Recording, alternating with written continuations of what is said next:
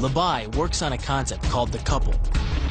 Basically, it's two levers linked at a single fulcrum, the elbow lock. And it doubles the foot-pounds of torque you can generate when compared to a single arm lock. There's more than enough force to flip an opponent to the mat or dislocate his elbow. By using the twisting motion of the torso to drive the strike, the business end of the hardwood fighting stick can quickly accelerate to more than 25 miles per hour. On contact with the skull, the energy is enough to cause a depressed fracture.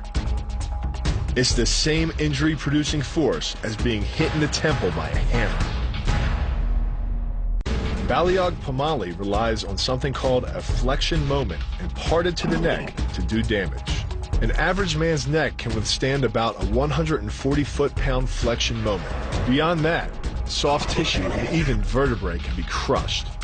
By bringing your weight down fast, this move could easily deliver twice that amount of force. And it wouldn't just end a fight, it could leave your opponent paralyzed or dead. With the elbow locked, the opponent's forearm becomes a lever and his elbow a fulcrum. Any force applied to his wrist is more than doubled by the mechanical advantage of leverage. By jerking hard on the arm, you can easily hyperextend the elbow. The same kind of injury that you'd sustain falling hard onto your outstretched arm. The throw works just like a crowbar, where your leg is the lever and your hip is the fulcrum. The trick is positioning your body in just the right place. If you're just an inch off the placement of your thigh and hip, the amount of energy needed to throw an opponent can more than double. But performed correctly, Uchimata requires almost no energy, yet it can deliver up to 5,000 pounds of force. If it weren't for the mat, a throw like Uchimata would be enough to cause serious injury or even paralysis. You use the strength of your legs to maintain your dominant position while you secure the choke.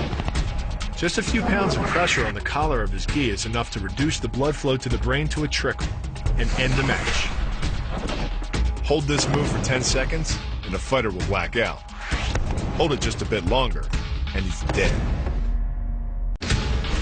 By bending the elbow across the fulcrum of your hips, you're subjecting the weak joint to the leverage of two strong forces.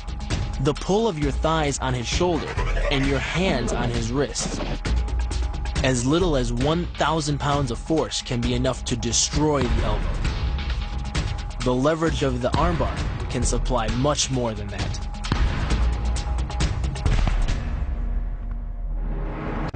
The sacrifice throw is a simple lesson in conservation of energy. The stronger the opponent attacks, the further he gets thrown. It works like a catapult, where your opponent's momentum supplies the counterweight.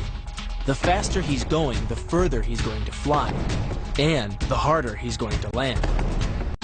Because you don't have time to cock your arm in a surprise attack, bursting's effectiveness doesn't come from the rotational power of the torso. Instead, it's driven by the legs, which hurl you forward into your opponent. Both the block and the strike land with 300 pounds of force, more than enough to collapse the windpipe or fracture the delicate bones of the face. Doing the 360 defense requires you keep your body in motion at all times, using your arms to defend different angles of attack. The key is keeping your arms at an oblique angle, with your hands open and straight, so that you don't take any blows straight on. Each is deflected down the angle of your forearm, which reduces its impact.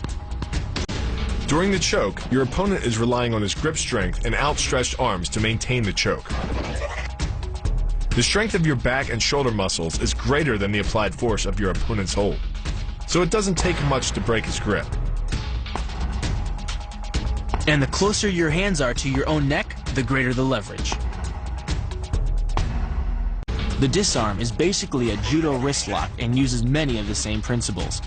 By pulling your attacker forward as you turn, he loses his balance, giving you control of his wrist. The barrel of the gun then becomes a lever, allowing you to take the gun.